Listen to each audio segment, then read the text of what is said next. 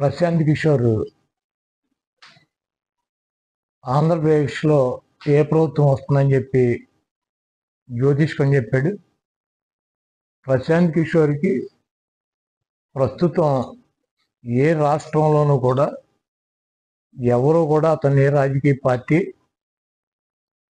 వ్యూహకర్తగా పెట్టుకోలే. అతనికి ఉన్నటువంటి ఐప్యాక్లోంచి కూడా అతన్ని తరిమేశారు.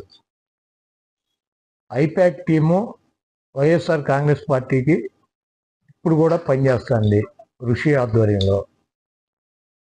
లగడపాటి రాజగోపాల్ లాగా ఇతను కూడా జ్యోతిష్కం చేయడం మొదలెట్టాడు. ఇతనికి వృత్తి ఏదన్నా ఒక రాజకీయ పార్టీని గెలిపించాలంటే డబ్బు తీసుకుని ఆ పార్టీ కోసం పనిచేస్తాడు వ్యూహకర్త. ఇతను తీసేసిన తహసీల్దారు తన్ని ఐప్యాక్లోంచి తరిమేస్తే అతనికి ఎటువంటి టీము లేకుండా బీహార్లో ఒక రాజకీయ పార్టీ పెట్టి పాదయాత్ర చేసి డిజాస్టర్ అయిపోయి డిస్పోజల్ అయిపోయాడు. ఎవడో కూడా పెట్టుకునేటువంటి పరిస్థితి లేదు. చంద్రబాబు లాంటి పనికిరాని వ్యక్తుల దగ్గర ప్యాకేజ్ తీసుకుని డబ్బులు తీసుకుని అతను జ్యోతిష్కం చదువుతున్నాడు. అంటే పీకే చెప్తే ఈ రాష్ట్ర ప్రజలను 2-3% ఓటు మారుతుందేమోనని చెప్పి చంద్రబాబు నాయుడు ఆశ. కేసీఆర్ మళ్ళీ అధికారంలోకి వస్తాడు.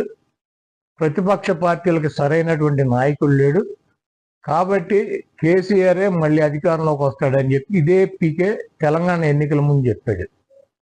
రాజస్థాన్లో కాంగ్రెస్ పార్టీ డంపింగ్ మెజార్టీతో వస్తుంది, అక్కడ బీజేపీ ఎట్టి పరిస్థితిలో రాదని చెప్పి జాతకం చెప్పాడు.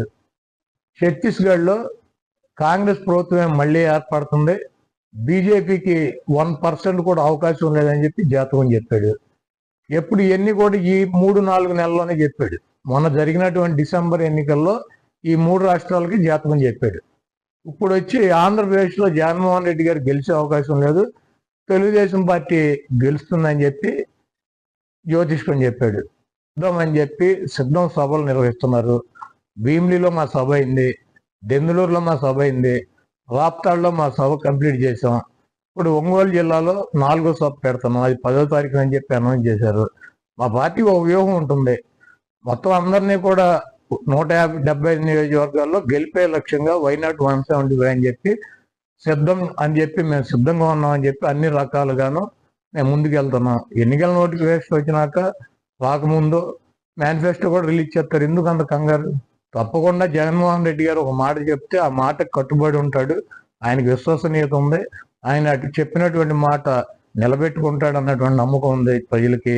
అదేవిధంగా మాకు 175 నియోజకవర్గాల్లో అభ్యర్థులు ఉన్నారు, మా పార్టీ క్యాడర్ ఉంది, మాకు ఐప్యాక్ టీం ఉంది, మాకు పబ్లిసిటీ చేసుకోవటాకో లేకపోతే గడప గడపకి జగన్మోహన్ రెడ్డి గారి మేనిఫెస్టోని జారీ చేయడానికి 24 గంటల సమయం మాకు చాలు.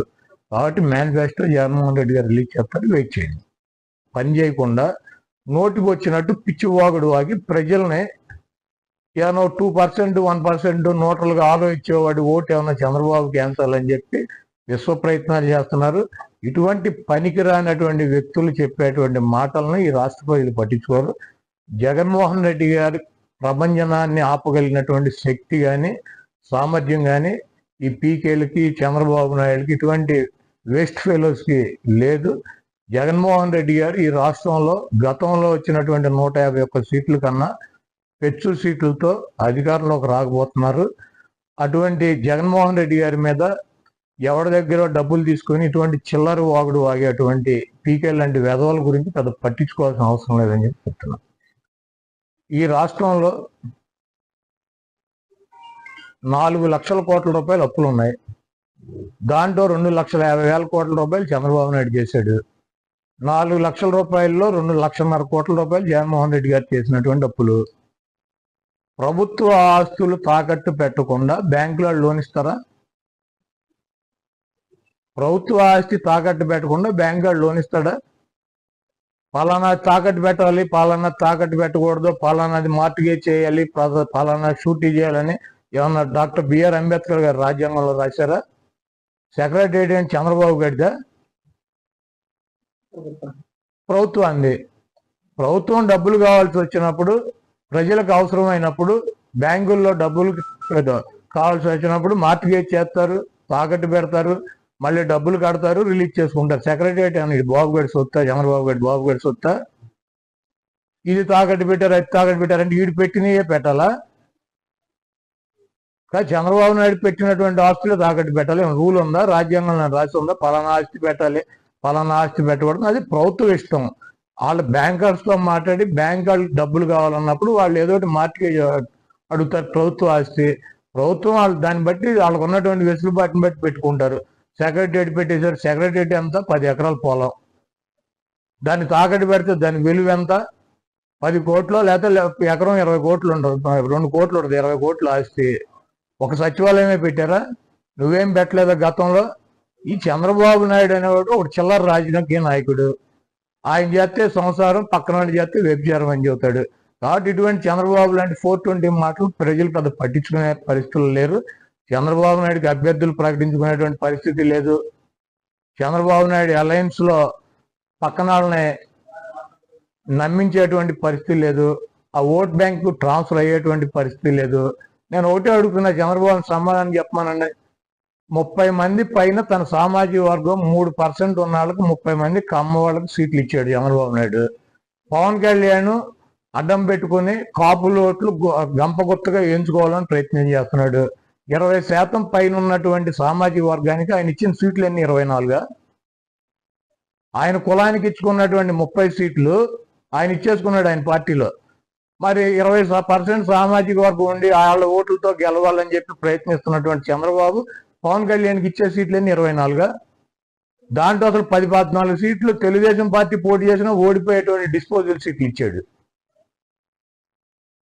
ఇవన్నీ ఆ సామాజిక వర్గం గమనించట్లేదా? చంద్రబాబు నాయుడు బుద్ధి చెప్పరా?